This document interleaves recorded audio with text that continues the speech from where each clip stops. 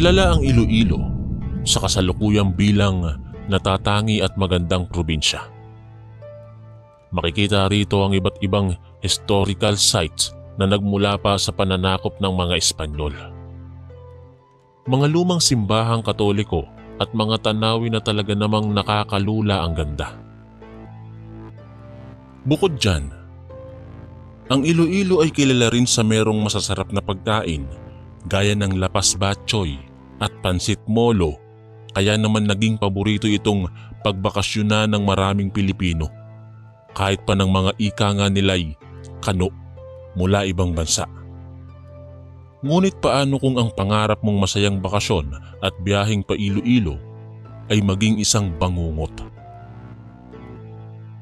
Tara at samahan niyo akong baybayin ang untold story mula sa ating masugid na tagapakinig. Mula Maynila, halikayo't sabay-sabay tayong bumiyahe pa Iloilo.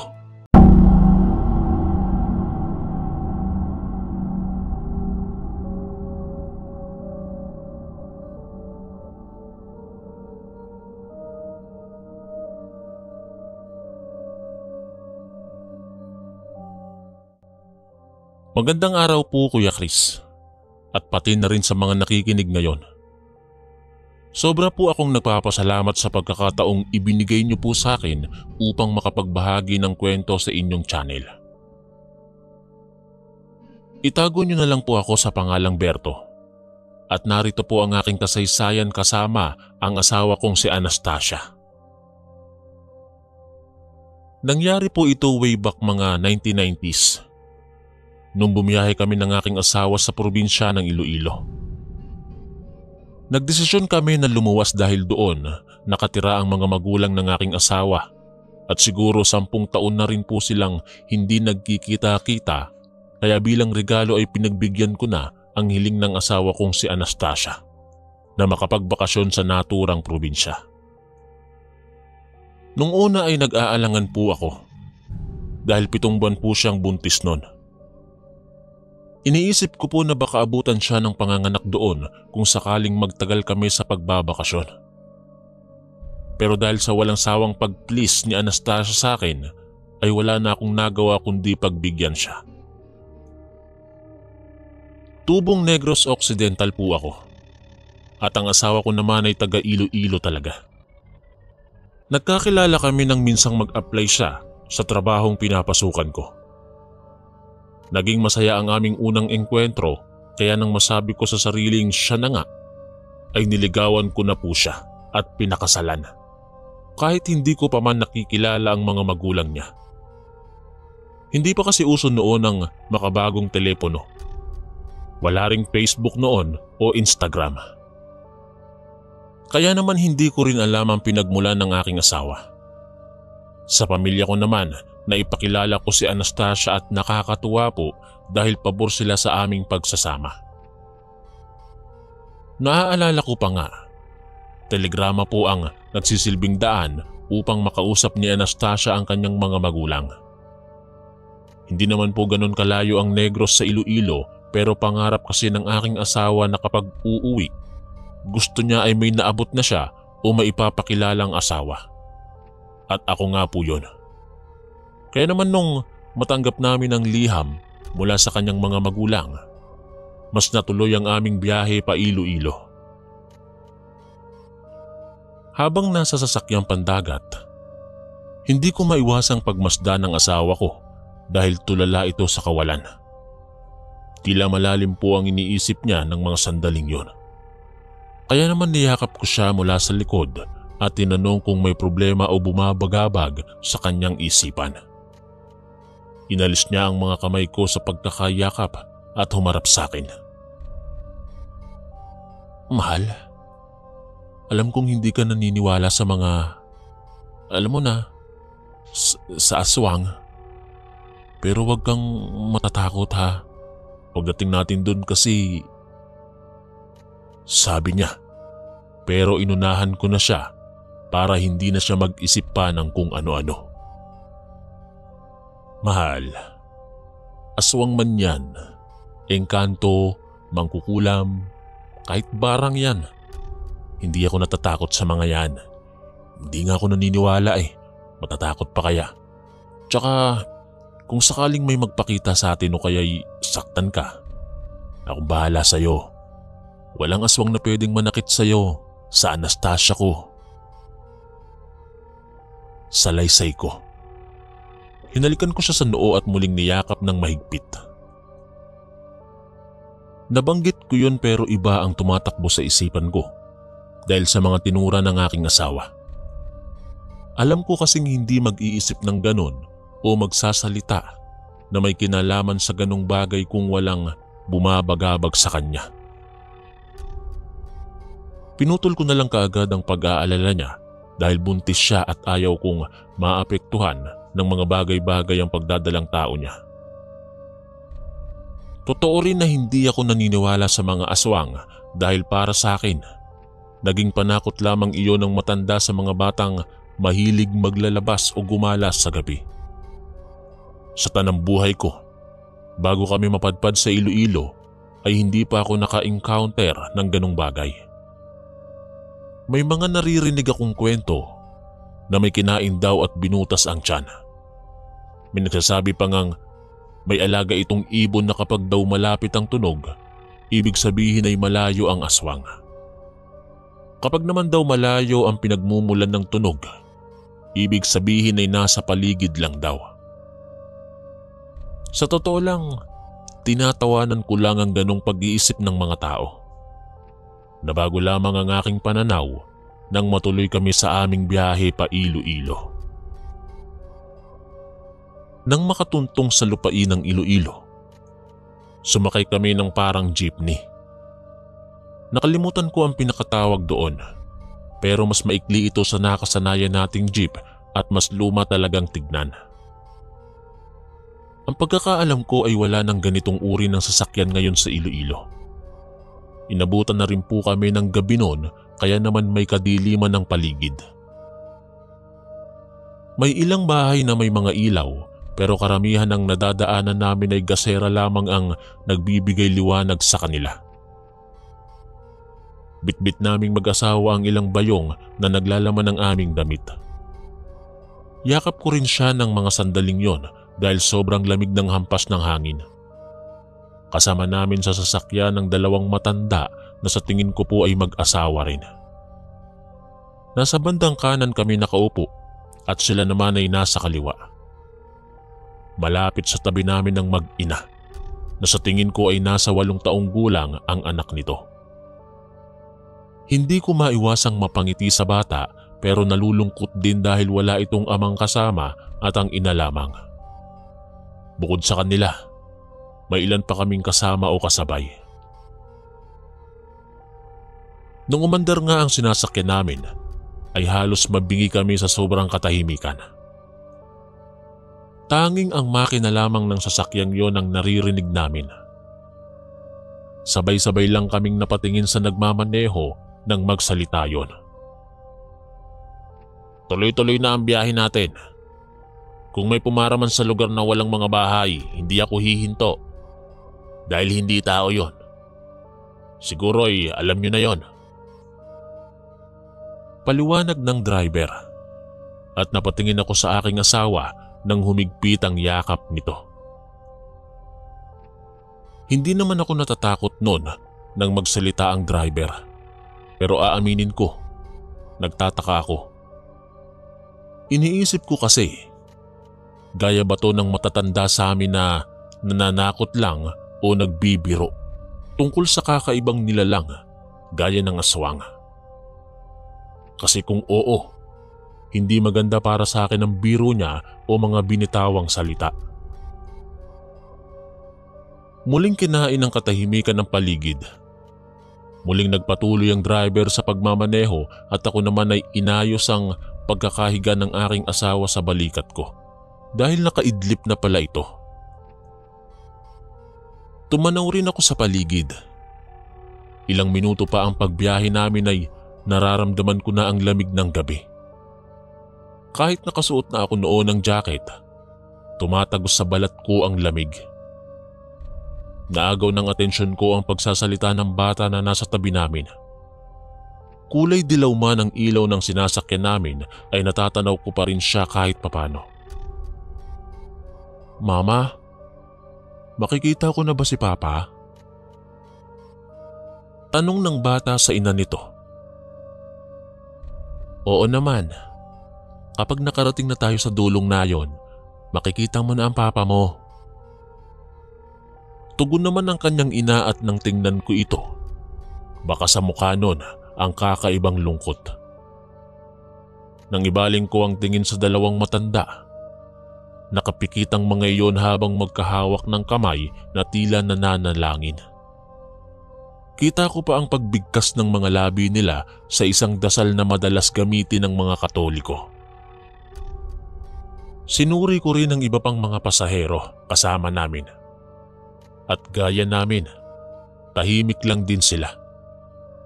Nabasag lang muli ang katahimikan at napalitan ng sigawan nang biglang huminto ang sinasakyan namin. Halos tumalsik ang iba sa amin. Nagising naman ang asawa ko na yakap ko pa rin ng mahigpit. Agad kong kinamusta ang driver kung anong nangyari. May nabangga ako, pero diretso lang ang biyahe natin. Tugon nito at muling pinaandar ang makina ng sinasakyan namin. Ilang segundo pa ang lumipas, hindi bumubukas ang makina. Tumutunog lang yun at mukhang stranded na kami sa gitna at madilim na kalsada. Nakita kong napailing ang driver at nang lumipas ang ilang minuto, bumaba ito at binuksan ang pinakaharap ng sasakyan. Dahil may alam naman po ako sa pagiging mekaniko, bumaba na rin ako upang tulungan siya. Pinigilan po ako ni Anastasia pero sinabi kong mabilis lang yon. Nang makarating sa tabi ng driver, sinabi nitong nag-init ang pinakamakina kaya kailangan muna raw palamigin. Kumuha ako ng tubig at ibinuhos doon. Mga kalahating oras daw bago kami muling makapagpatuloy. Pero dahil sa kuryosidad, mula sa binanggit nito kanina, tinanaw ko ang harapan ng aming sasakyan kung ano ang sinasabi nitong nabangga niya. Nang mapagmasdan, wala namang kahit ano doon na hayop man o kung ano. May dala akong flashlight noon na malalaki pa ang inilalagay na battery, hindi gaya sa kasalukuyan. Nang mapansin ng driver na nag-uusisa ako, nagturan siya. Wala kang makikita dyan. Balikan mo na ang asawa mo dahil baka kung mapano siya, buntis pa naman yon. Sabi ng driver. Tumanaw ako sa harapan at sinilip siya sa loob. Nandun naman siya at nag-aalalang nakatingin sa akin. Pwede ko bang malaman kung ano yung nabangga nyo? Nasaan na ba yun at talaga bang yun ang ikinahinto ng sasakyan? Tanong ko sa kanya at takang-taka na po kasi ako ng mga oras na yon. Bago ka rito no? Tanong din sa akin ng driver. Tumango ako at dahil doon, napahaba ang aming kwentuhan. Isinalaysay niya ang mga kakaibang nilalang sa Iloilo. Ako naman, isinalaysay ang dahilan kung bakit kami bumiyahe papunta rito. Inakbayan niya pa nga ako at pinayuhang wag aalis sa tabi ng asawa ko dahil maraming bagay raw sa lugar ang hindi ko aasahang mangyayari. Mukhang totoo nga dahil nung pabalik na ako sa loob ng sasakyan, sumigaw ang batang katabi namin at nakaturo sa madilim na kagubatan. Mama! May aswang! Dahil doon ay agad akong umakyat at niyakap muli ang asawa kong si Anastasia. Nakita ko rin ang pagmamadali ng driver na paandarin na muli ang sasakyan. Nang magpatuloy ang biyahe, nakarinig po kami ng pagaspas na parang tunog mula sa mga pakpak ng kung anong malaking ibon. Tumanaw ako sa labas pero wala akong makita dahil bukod sa madilim, nanggagaling ang tunog sa itaas. Parang nasa bubunga ng sinasakyan namin. Mama, natatakot ako.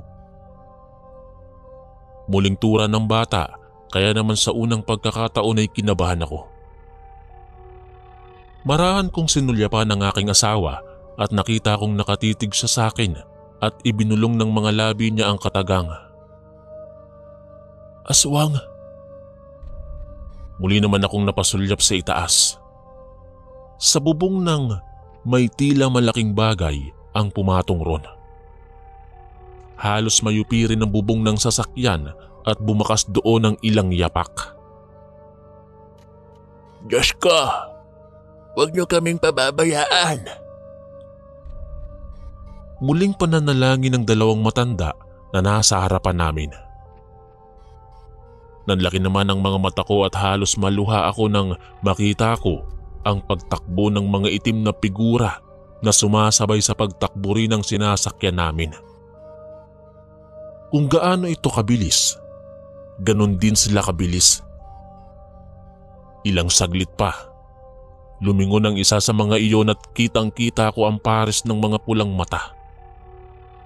Halos mapamura ako at pumasok sa isip ko na baka ito na nga ang sinasabi ng driver at pangamba ng asawa ko. Dahil malapit din po kami noon sa babaan ng sinasakyan namin, iniurong ko ang aking asawa. Mula naman sa isa kong bayong, hinugot ko ang may kahabaang itak. Tama po kayo. May dala po ako noong mga sandaling yon. Lalo na kapag naaalala ko ang kwento ng asawa kong si Anastasia. Sabi ko pa nga, kung sakali lang na totoo, mukhang magagamit ko rin pala. Tinanong pa ako ng aking asawa kung bakit ako may bitbit na ganto at sinabi ko na lang na handa ko siyang ipagtanggol sa kahit anong kapahamakano nila lang. Ilang saglit pa, nakarinig kami ng tunog na tila wakwak sa pandinig. Ito ang isa sa mga naririnig ko noon kaya nang humina ang tunog, naghanda ako noon. Hinawakan ko ng mahigpit ang itak at naghanda sa maaaring sumugod. Halos dumagundong ang dibdib ko nang may figurang lumilipad ang papalapit sa sinasakyan namin. Sigaw ng sigaw ang bata noon na mayroong aswang. Nang ilang metro na lang ang layo nun sa amin, bigla po yung lumipad pa itaas at nakita ko ang wangis nito. Mabalahibo ang buong katawan at halos wasak ang buhok na animoy hindi nagsusuklay. Nakalabas din ang mga matatalim na ngipin at ang mga mata nito'y nakakatakot ding pagmasdan. Ilang segundo pa, sumigaw ang asawa ko at nang ibaling ko ang tingin sa kanya, nakita ko ang paghahatak na ginagawa ng mabalahibong mga kamay at may mahahabat matutulis na mga kuko. Agad akong bumelo at gamit ang itak. Pinagtataga ko ang nilalang na yon. Bumitaw ito at nag-iwan ng sugat sa leeg ng asawa ko. Tumulo pa doon ang sariwang dugo. Kitang-kita ko ang takot sa mukha niya. Ganon din ang mga kasama ko. Ang iba sa kanila'y umupo sa pinakagitna marahil sa takot na baka mahatak din ng aswang. Agad kong pinunit ang jacket na suot ko. Pinunasan ko ang sugat ng aking asawa at binalot yun. Natatarantaman at talagang natatakot, pinili kong maging matapang para sa kanya. Kinamusta ko siya at pinaupo na rin sa pinakagitna. Manong, malayo pa po ba tayo sa destinasyon natin? Tanong ko sa driver at natataranta na rin dahil sa nangyayari. Hindi naman siya tumugon, pero base sa ekspresyon ng mukha niya, malapit na siguro kami. Ilang sandali, nawala na ang pagaspas at hindi na rin sumusunod ang mga itim na figurang sumasabay sa aming takbo. Nawala na rin ang tunog ng wakwak at ako naman ay napabuntong hininga dahil sa sobrang takot at pangamba. Sa isip ko, siguro ay hindi na masusundan at mukhang ligtas na kami. Muli ko namang iniupo ang aking asawa ng dahan-dahan at kinamusta ko na rin ang aming magiging anak sa kanyang sinapupunan. Kahit halos maluha at may panginginig pa rin ang mga tuhod, inilapat ko ang aking tenga sa kanyang tiyan. Napalitan ng takot ko ng ngiti at saya nang sumipa ang sanggol sa loob.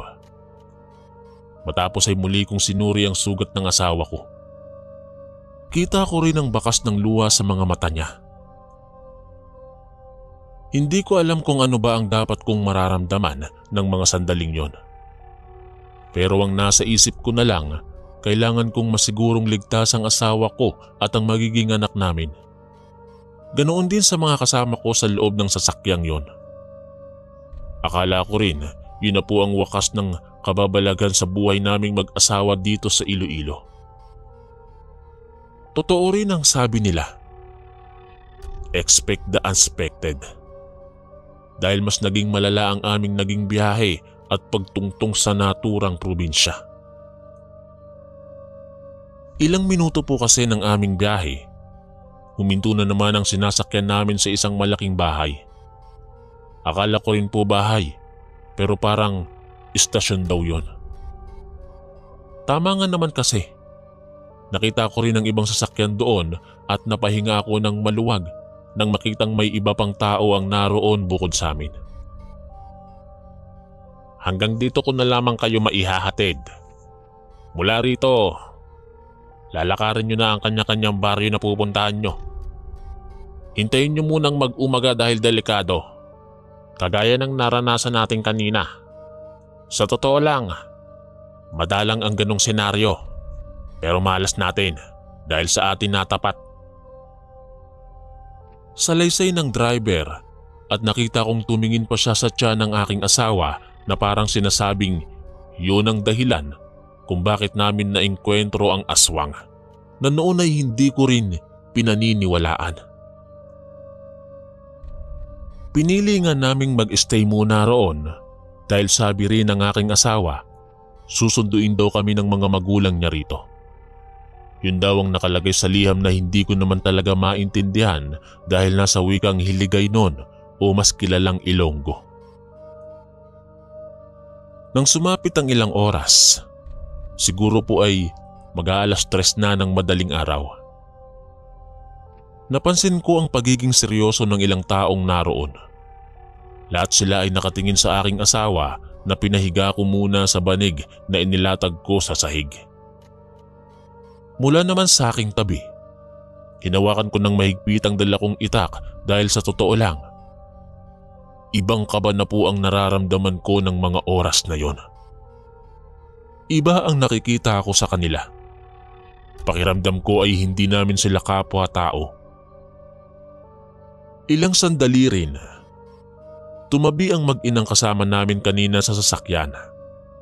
Sumabay na rin ang dalawa pang matanda na hanggang ngayon ay nananalangin pa rin.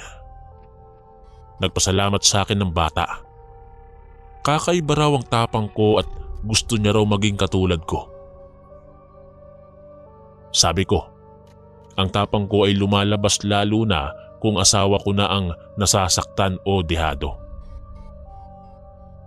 Pinakinggan niya rin ang pagsipa ng anak ko sa tiyan ni Anastasia.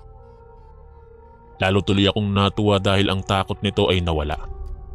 Hindi gaya nung ilang beses itong magsisisigaw ng katagang aswang sa biyahe namin kanina.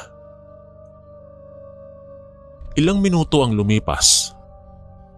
Paunti na po ng paunti ang mga taong kasama namin doon. Iilan na lang ang natira kabilang ang mga kasama kong katabi ko at medyo nakakwentuhan. Nagulat ako nang biglang lumapit ang isang iika-ikang matanda at iniabot ang platong may lamang pagkain. Baka nagugutom kayo? Nakangiti pa nitong sabi habang iniaabot ang pagkain.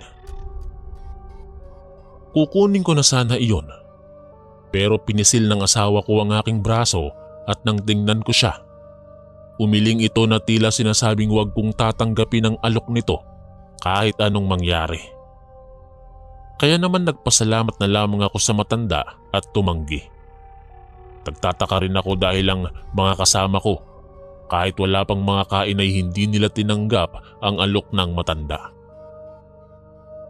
Doon ko na-realize kung may ilan pa akong bagay na hindi alam tungkol sa Iloilo.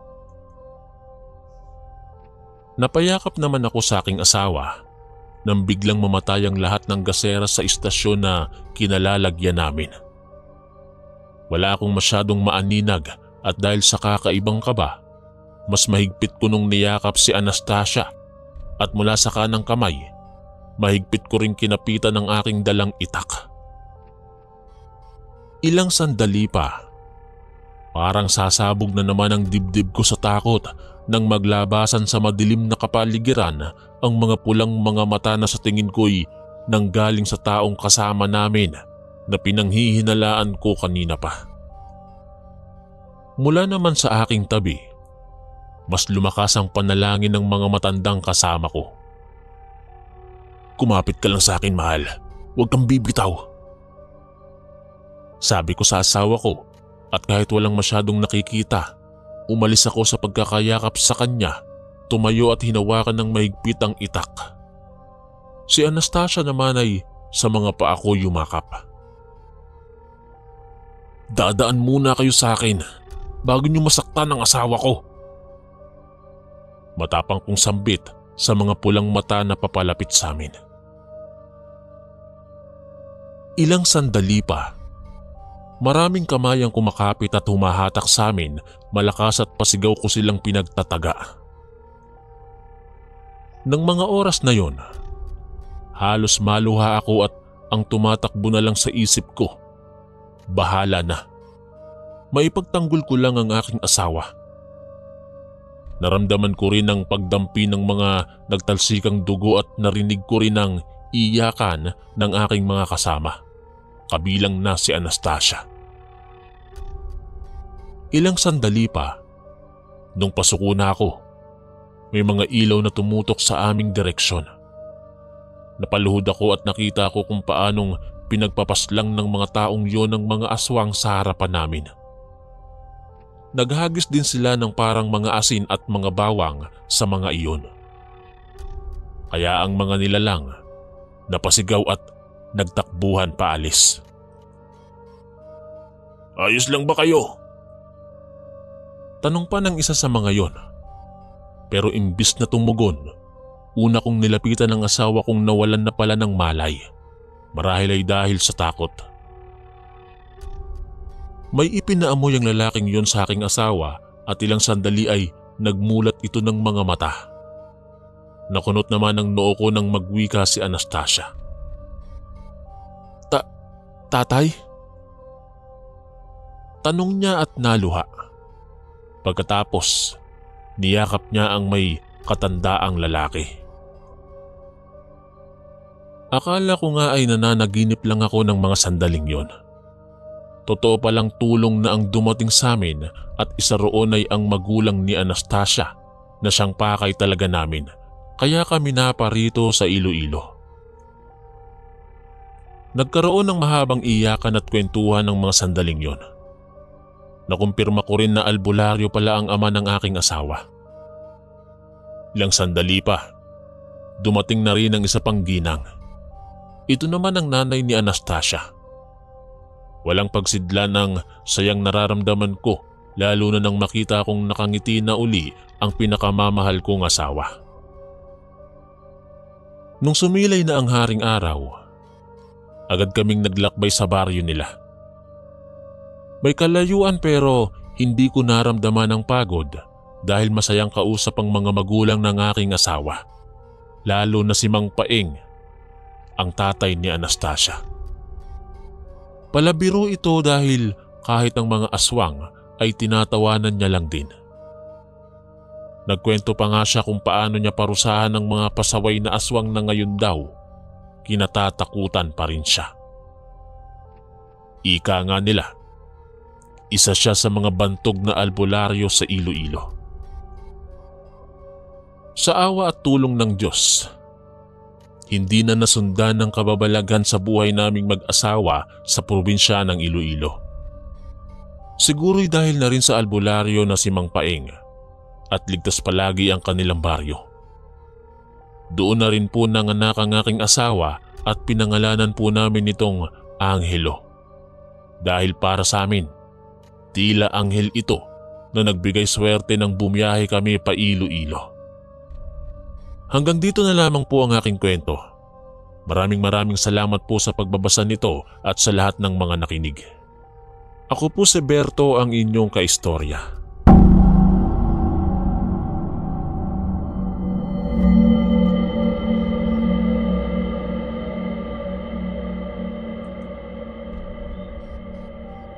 Ika nga nila, walang sekreto ang hindi nabubunyag.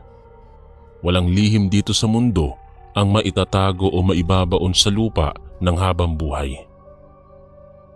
Gaya na lamang ng haka-haka tungkol sa isang babae na tila daw hindi tumatanda ang itsura.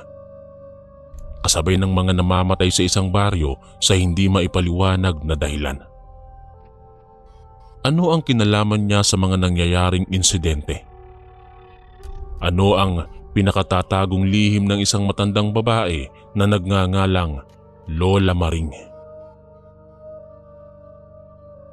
Isang mapagpalang araw po, Kuya Chris.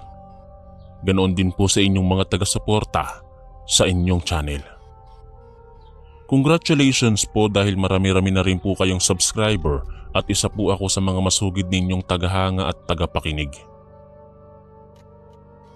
Habang nakikinig ay may isa pong bagay akong naalala na gusto kong ibahagi sa mga nakikinig gaya ko. Itago niyo na lamang po ako sa pangalang Ernesto. At narito po ang aking kwento tungkol kay Lola Maring.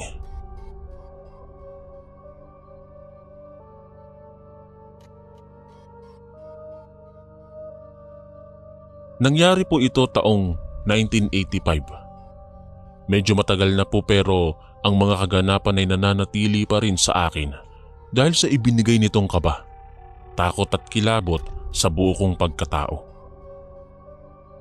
Sa pagkakaalala ko ay nangyari po yun sa baryo ng Suwangan na matatagpuan po sa probinsya po ng Samar. Doon na rin po kasi ako ipinanganak at lumaki. Ito po ay matatagpuan sa dulong bahagi mismo at malapit po kami sa dagat. Sa likod noon ay magubat na parte. Base sa mga nagiging biyahe ko paroot parito, medyo matagal po ang pagpunta sa naturang lugar na aabutin halos kalahating araw bago po marating ang aming pinakabaryo. Nagsimula po ang kwento noong tumuntong na ako sa edad na 10. Nagkakaisip na ako kaya't alam ko na ang mga nakita, narinig at naranasan ko ay pawang mga katotohanan. Nangyari po ito noong kumalat sa aming baryo ang mga kwento-kwento tungkol sa aswang na gumagala raw sa gabi at nambibiktima ng bata kagaya ko. Dahil hindi ganon ka moderno ang lugar namin, madilim po lalo na kapag gabi dahil walang elektrisidad at tanging mga sulo at lampara o gasera lang po ang nagsisilbi namin noong ilaw. Kung mapalad dahil bilog ang buwan, maliwanag ang paligid dahil naaalala ko pang ang naglalaro at naghahabulan kami sa labas. Minsan pa nga, naliligo kami sa dagat kahit gabi na dahil doon mas sariwa ang tubig at talaga naman pong napaka-presko. Nung una po, bali-balita lang. Bilang bata noon ay tinatawanan lang namin. Hanggang isang araw, may natagpo ang paslit na babae na nakahandusay po malapit sa isang puno ng balite. Nung makita ko nga ang bangkay niya, pakiramdam ko ay pisikal itong sinaktan dahil po sa mga sugat at kalmot sa katawan nito. Nung mga panahong iyon, marami rin ang nagsasabi na gawa lamang ito ng isang mabangis na hayop na pagala-gala sa gubat. May iba rin pong nagsasabi na kagagawa ng mga engkanto. Ngunit ang mas nagbigay sa akin ng malalim na kuryosidad ay nang banggiti ng isa sa mga kabaryo namin ng tungkol sa isang matandang babae na nakatira daw sa gitna ng gubat at ito ay walang iba kundi si Lola Maring. Sabi ng aming kabaryo, si Lola Maring ay sinasabing nasa ika-70 na ang edad pero kung pagmamasdan ito, malayo ang itsura sa dapat na maging anyo nito. Nakatira daw ito sa pusod ng kagubatan. Mag-isa at walang sino man ang nagbalak na dumalaw o pumunta rito dahil marami na raw ang hindi nakakalabas. Dagdag pa nito, ang matanda ay minsang nakikita sa aming baryo at kapag umaalis ito ay may namamatay. Gaya na lang daw ng batang babae na nakita sa balete. Bago raw yun mangyari, nakita raw si Lola Maring na nag-iikot at tila naghahanap ng makakain. Pero sabi-sabi lang daw dahil wala naman talagang nakakaalam sa tunay na kaganapan sa buhay ng matanda. Kaya ikaw, huwag kang maglalalabas at kapag nakita mo si Lola Maring, tumakbo ka na. Pananakot pa nito, kaya ako bilang bata, tumakbo rin ako pauwi ng bahay. Nung araw din pong iyon, naging mahigpit si Tatang sa aming magkakapatid. Huwag daw kaming masyadong maggagagala lalo na kapag sasapit ang gabi. Kapag naman daw sa umaga, huwag kami masyadong lalayo sa baryo o lugar namin dahil baka mabiktima kami ni Lola Maring. Tama po ang nabasa o narinig nyo. Nung araw na yun, ay pinagbintangan po nila ang matandang babae na nakatira sa kagubatan. Ano po ba ang itsura ni Lola Maring? Naalala ko pang tanong noon. Matanda na siya, pero ang balat niya ay kasing kutis ng isang dalaga. Yun ay pala isipan sa mga nakakakita sa kanya dahil matagal nang naninirahan si Maring sa baryo, kaya't nagtataka ang mga tao kung bakit tila hindi ito tumatanda. Paliwanag ni Tatang at ang kapatid ko naman ang nagtaas ng kamay para magtanong. Bakit po siya pinagbibintangan na aswang? Tsaka may kinalaman po sa mga namamatay sa baryo natin. Tanong ni Kuya Lucio. Mas matanda ito ng 5 taon sa akin. Dahil doon ay nagkwento ang Tatang. Para po mas mabilis ay paiikliin ko na lang po. Ayon sa kanya, si Lola Maring daw ay normal na mamamayan at naninirahan sa mismong baryo namin.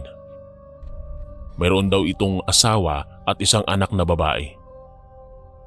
Manggagamot daw si Lola Maring at mahal na mahal ito ng mga taga-baryo noon.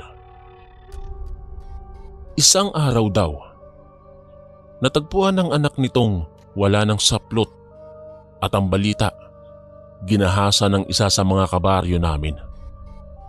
Nagwala noon ang asawa nito dahil walang umaamin at dahil sa pagiging bayolente raw nito noon, napatay ito ng mga kabaryo namin. Dahil sa pagluluksa, pinili ni Lola Maring na magpakalayo-layo at manirahan mag-isa sa gitna ng kagubatan. Simula raw noon, kapag nakikita si Lola Maring sa aming komunidad, may namamatay daw. Maaaring batang babae o may edad na lalaki. Ito raw ay tila kabayaran sa 2 mga mahal sa buhay nito na nawala sa kanya. Kaya kayo, iwasan muna ang paggagala at pakikisalamuha sa mga hindi ninyo kakilala. Mahirap na lalo na't may namatay na naman. Ikaw Lucio, lagi mong babantayan ang kapatid mo. Huwag mo iaalis sa kanya ang paningin mo ha. Ikaw naman Ernesto, lagi kang makinig sa mga mas nakatatanda sa'yo, lalo na sa Kuya Lucio mo. Oo siya, kumain na tayo at baka lumamig ang pagkain. Dagdag po na paliwanag ni Tatang at simula nga ng araw na yon, mas naging curious ako sa mga bagay-bagay na nangyayari sa aming baryo. Itong mga susunod kong isasalaysay ay hindi upang takutin ng mga nakikinig, lalo na ang mga nakatira sa Kabugawan, Katbalugan. Ito po ay pagsisiwalat sa mga nangyari noong pang 1985. Nais ko lamang po na magbahagi ng aking tunay na kwento at sana'y hindi po nila iwasan ng nabanggit kong baryo. Dahil balita ko naman ay hindi na nakikita pa si Lola Maring sa baryo ng Suwangan. Ilang araw po ang lumipas. Mula sa kinalalagyan ay hindi po ako mapakali. Siguro ay dahil bata pa ako. Hindi ko maiwasang mapaisip kung ano nga ba ang tunay na mukha ni Lola Maring. Kung talaga bang aswang siya, gaya ng kinukwento ni Tatang. Inaya ko po si Kuya Lucio noon. Nung una, dahil nga siguro sa bili ni Tatang ay tumatanggi po siya sa alok kong magtungo sa kagubatan. Nagpumilit po ako at sinabing kapag hindi niya ako pagbibigyan ngayon ay tatakas ako at mag-isang pupunta sa gubat.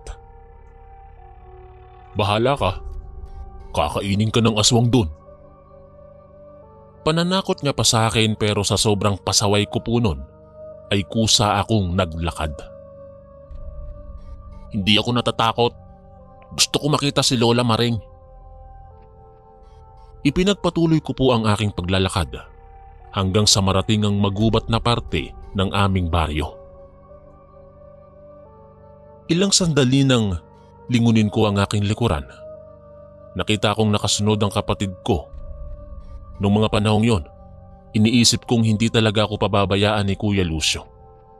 Marahil ay dahil na rin sa bili ni Tatang. Pasaway ka talaga! Piningot niya pa ako pero nagpatuloy pa kami sa paglalakad. Tingin sa kaliwa, tingin sa kanan at unahan po ang ginagawa namin ni Kuya para mahanap ang bahay kubo na sinasabing tahanan ni Lola Maring. Siguro oras po ang lumipas bago namin na-realize na mukhang naliligaw na kami. Inaya na ako ni Kuya umuwi at kahit disappointed ako ay sumunod ako sa kanya. Kaso ng mga sandaling yun ay iba po ang pakiramdam namin. Pansin ko rin sa mukha ni Kuya Lucio ang pagtataka. Ilang minuto, nakumpirma ko pong naliligaw nga kami. Nagpatuloy pa po kami sa paglalakad at napansin ko na rin na dumidilim na ang paligid. Marahil ay paggabi na ng mga sandaling yon. Kuya, natatakot na po ako.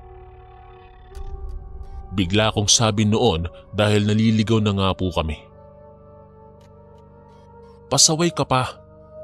Yan tuloy. Mukhang hindi na tayo makakauwi. Tugon ni Kuya Lucio sa akin. Sa pagpapatuloy ng paglalakad sa pag-asang mahahanap ang daan pa uwi, isang boses po ang nagsalita na sobra po naming ikinagulat. Siyempre, out of nowhere, sa gitna ng mapunong kagubatan ay may ibang taong magsasalita. Naalala ko pa ngang napakapit ako sa likuran ni Kuya dahil sa pagkabigla. Mukhang naliligaw kayo mga bata. Tinig mula sa isang matanda. Sa pagkakaalala ko, natulala pa kami noon pero sa isip ko, baka ito na nga ang Lola Maring na hinahanap namin at gustong gusto kong makita. Napaatras si Kuya Lucio at pilit ako nitong itinatago sa likuran niya na tila ba pinoprotektahan ako. Sino ka? Tanong ni Kuya. Halos mautal pa ito.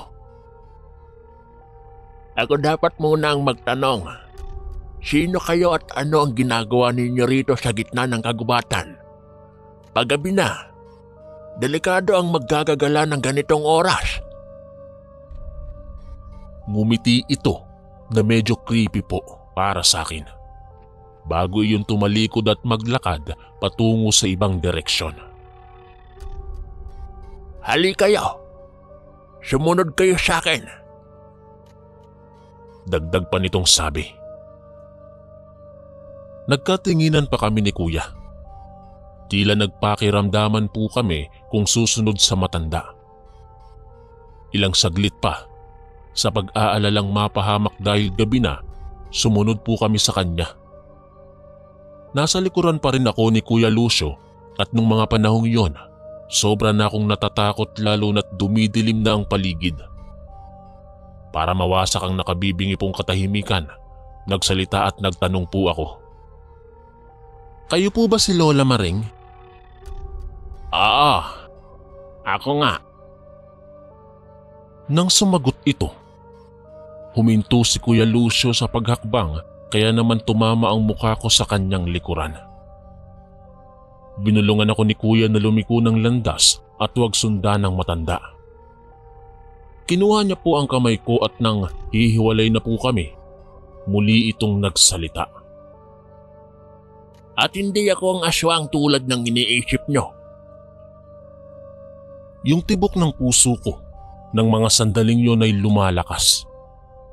Akala mo'y sasabog na ang dibdib ko sa sobrang kaba.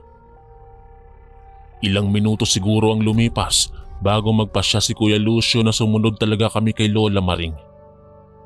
Siguro sa isip niya, wala po kaming pagpipilian dahil mas delikado kung hahanapin pa namin ng daan para makauwi.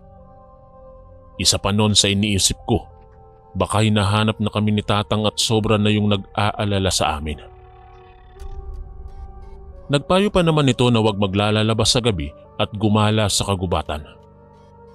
Totoo ngang napakapasaway ko nun, Kuya Chris, dahil imbis na matuto at makinig, sumuway pa ako at mukhang madadamay pa si Kuya Lucio.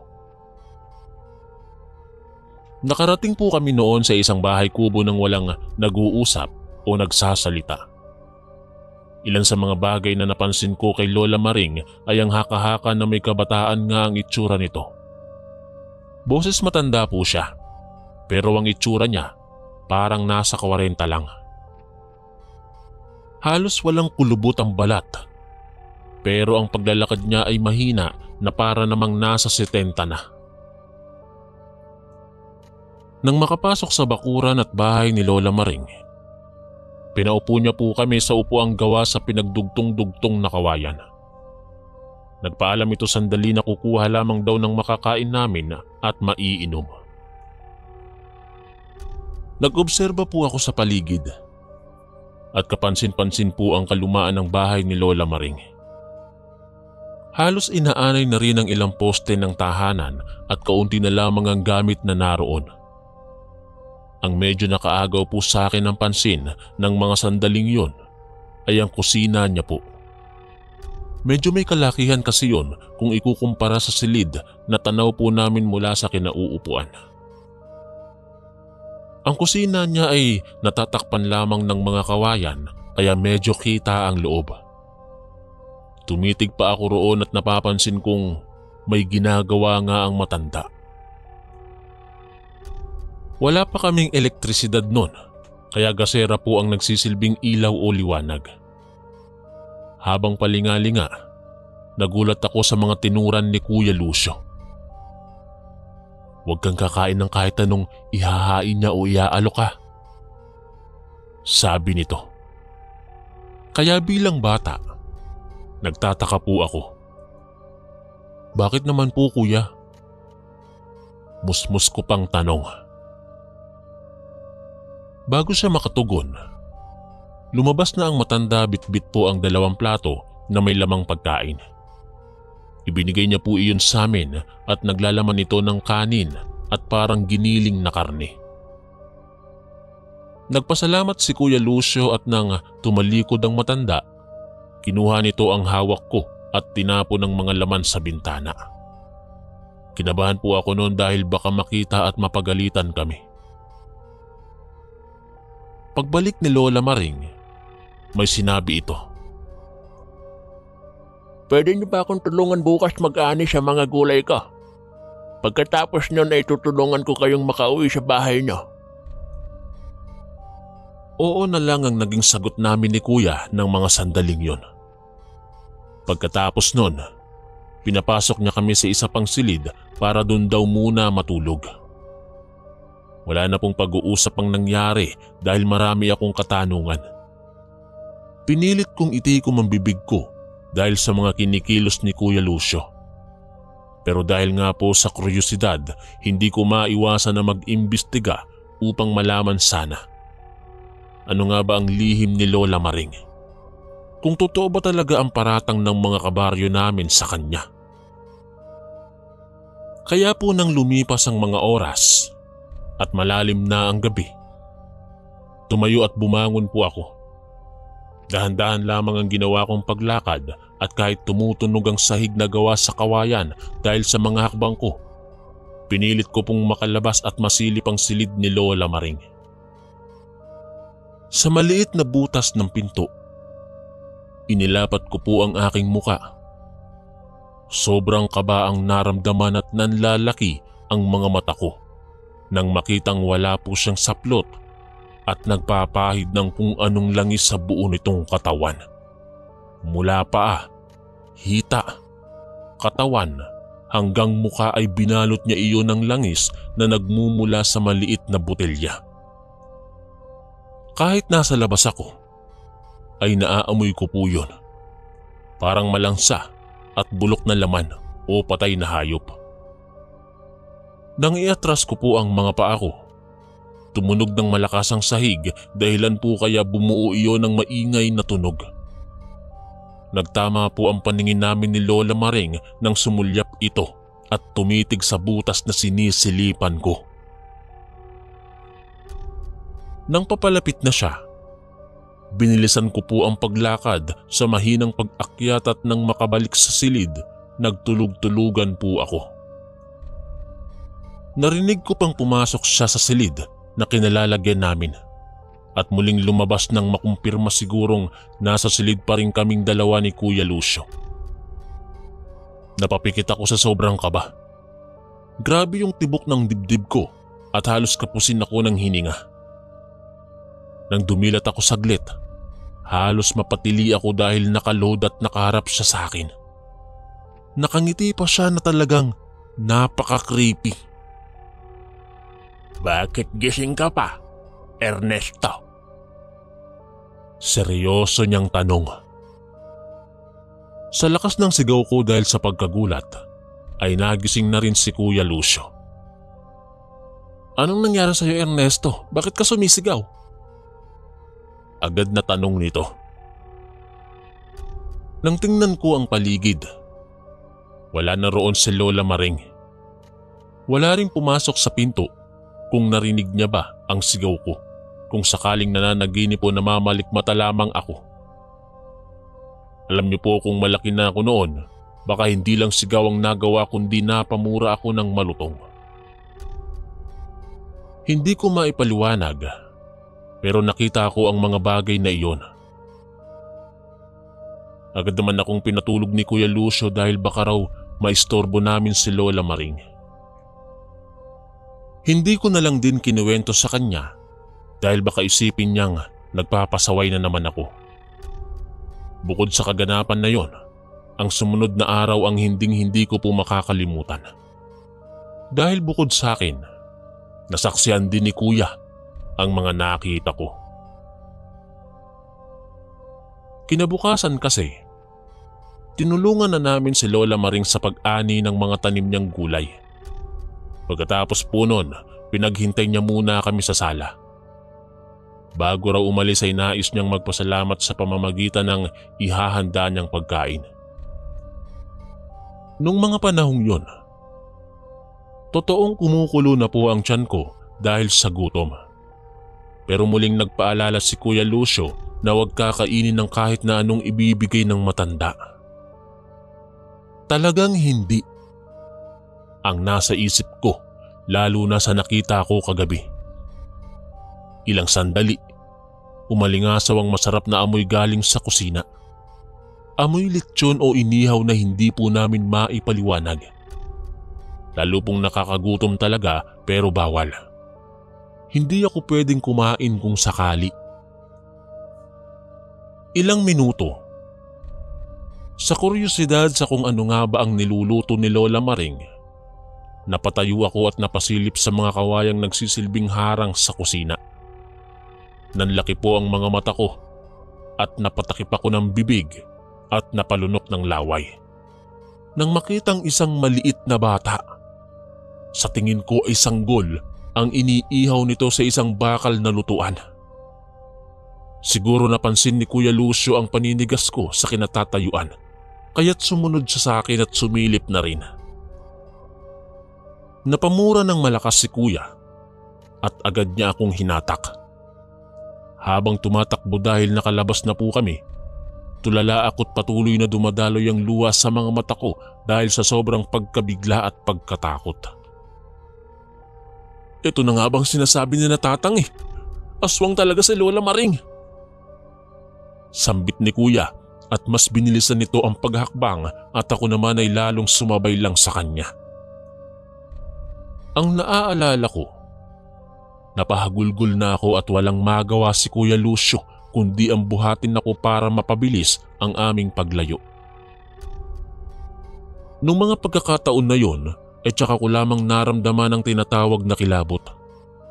Akala ko rin ay basta-basta kami makakauwi dahil ilang minuto pa lang ang nakalilipas ay sinalubong kami ni Lola Maring bitbit ang isang mahabang gulok o itak. Hindi nyo man lang ba titikman ang niluto ko? Magsasayang na naman ba kayo ng biyaya? Sabi ni Lola Maring at yung boses niya ay nagbago. Nakakatakot sa pandinig. Sa pag-atras ni Kuya Lucio ay siya namang pagsugod ng matanda sa amin. Hindi pa man nakakalayo ay napasigaw si Kuya at biglang natumba. Dahil buhat-buhat niya ako, tumilapon ako ng may kalayuan. Nang ibaling ko po ang tingin sa kanya, nakitang duguan ang paa nito dahil sa pagtaga ni Lola Maring. Ang mga kilos nito ay malayong malayo kung ikukumpara nung una namin nitong nakita. Pinilit ni Kuya na tumayo at hatakin ang kamay ko para tumakbo. Napasigaw ulit ako ng Kuya nang makita kong muli siyang tagain sa likod. Bumagsak po ang katawan ng kapatid ko at ako naman ngayon ang hinarap ni Lola Maring.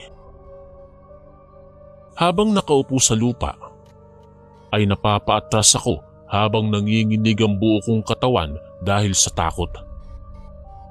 Naihina rin ako sa aking salawal at tuloy sa paghagulgol. Maawa po kayo, Lola Maring.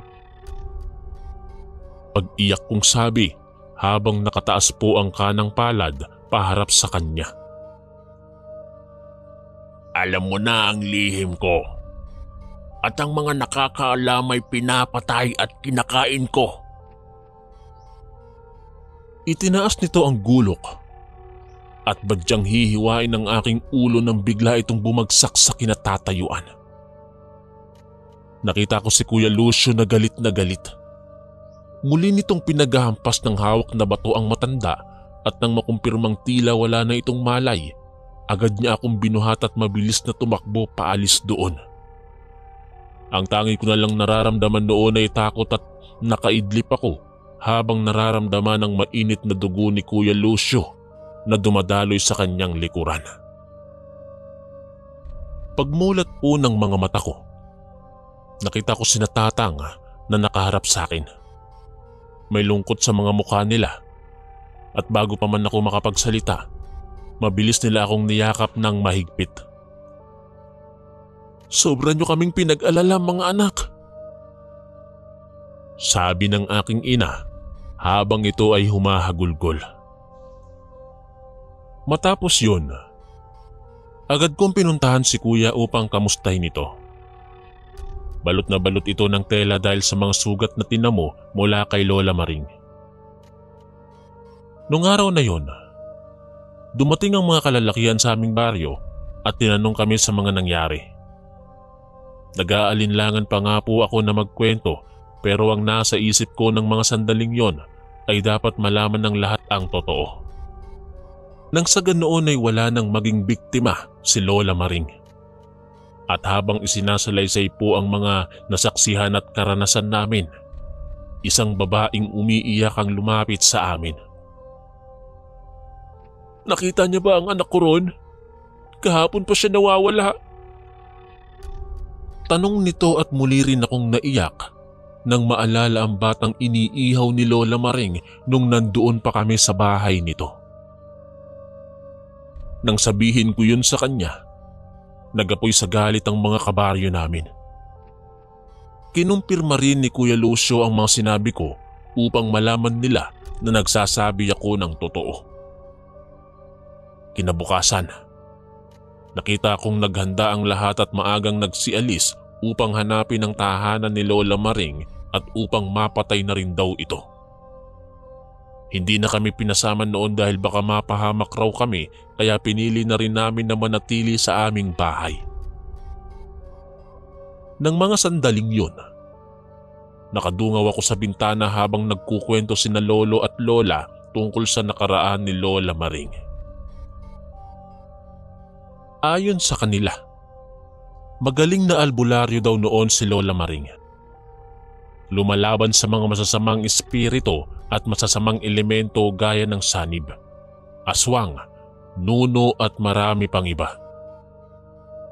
Manggagamot din daw ito ng mga taga-baryo, kahit na ang mga nakulam o binabarang. Pero dahil daw sa nangyari sa kanyang pamilya, marahil iyon daw ang dahilan ng pagkagalit ni Lola Maring, kaya mula sa magaling na albularyo ay binansagan itong gumagalang aswang. Haka-haka lang nung una, kwento-kwento lang at sinasabing sekreto lang daw. Pero ngayon, nabunyag na nga po ang lihim ni Lola Maring. Pero kasalanan po ba niya yon kung bakit siya nagkaganon? Habang nagpapatuloy sina Lolo sa pagkukwento, napatingin po ako sa magubat na daanan nang mapagmasdan doon ang tumatakbong si Lola Maring. Sobrang dami niya pong sugat at kitang-kita ko po ang pagdaloy ng dugo mula sa kanyang katawan. Hindi ko alam kung bakit hindi ako sumigaw o nagsabi kinatatang. Imbis po kasi natakot muli ang maramdaman ko ng mga sandaling yon, awa po. Awa sa hindi maipaliwanag na dahilan, hanggang sa mawala na lang siya sa aking paningin. Ang huling balita ng mga taga-baryo namin ay nakalaban daw nila si Lola Maring, pero hindi nila ito napatay o nahuli man lang. Lumipas din po ang mga araw, taon, at hanggang sa magbinata po ako. Wala ng Lola Maring ang nakita o natagpuan sa baryo Suwangan. Kapag nakikita ko naman po ang malungkot at nagdadalamhating babae na nabiktima ang anak nun, hindi ko maiwasan na makonsensya. Na laging naiiwang tanong sa isip ko, paano kaya nung mga oras na nakita ko si Lola Maring ay sumigaw ako? Paano kung nahuli siya? Baka sana'y nabigyan ng hustisya ang mga taga-baryo namin.